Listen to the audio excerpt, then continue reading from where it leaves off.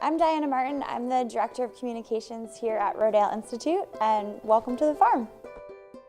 We're located right in Kutztown, only about 5 miles from Kutztown University. We're out here on a 333-acre farm. Rodale Institute actually started back in 1947, so this is our 70th year. And we are a nonprofit organization that does research on organic agriculture. Our claim to fame is that our founder, his name is J.I. Rodale, is considered the pioneer of the organic movement. He was actually the first person to use the word organic. So a lot of people don't know that the modern organic industry actually started right here in Pennsylvania. But he actually started the Rodale Institute in Emmaus, and so we moved here to have a larger farm so we could collect more research data to actually go to the U.S. government and change policy related to farming and agriculture. So moving here gave us really good data that actually helped create the USDA certified organic program that we know today. We want to help farmers transition from conventional farming to organic farming. We also work with a lot of other scientists and researchers, but we also work in policy, trying to change. There's a lot of policy out there that affects farmers. And then lastly, educating consumers to make sure people understand where their food comes from and that not all food is created equal.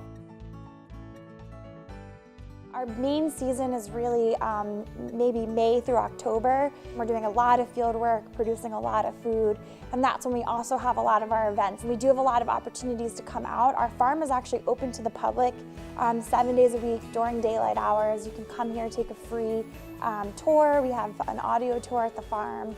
We do a lot of workshops and events here. We have a store, you can volunteer. So definitely if you love to get your hands dirty, this is a really nice place to come out during the growing season. Right now we're seeing a lot of momentum in the organic industry. About 5% of the food we eat in the United States is organic, and that all started here with the Rodale Institute. Organic was a $47 billion industry in the United States last year.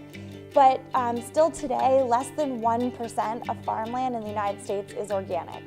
So less than 1% of farms are using these methods, and we really consider this to be the future of food and where our food system needs to go. So we're seeing momentum actually really being led by millennials and consumers pushing for organic, but we need to catch up the farmers and the policy with more training and education to actually change more farmland, which is going to have the biggest impact.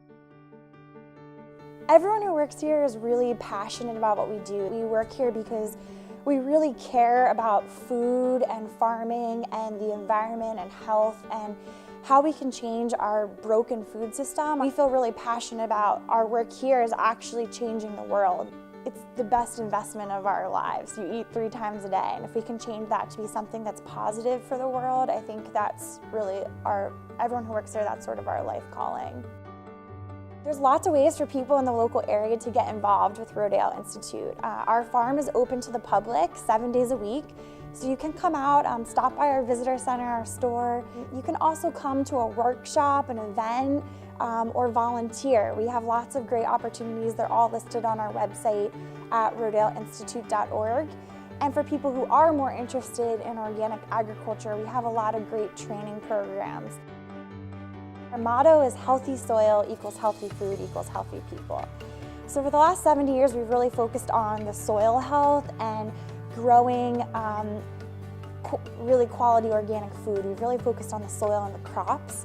I think our next frontier is really that final equal sign where we talk about human health. So we want to make more connections between the way we produce food and how healthy we are as human beings. There's just a lot of research that still hasn't been done about how we could have more nutrient-dense food. And so I think our next area is really to continue that work, connecting how we grow food and then ultimately how it affects the people that consume it.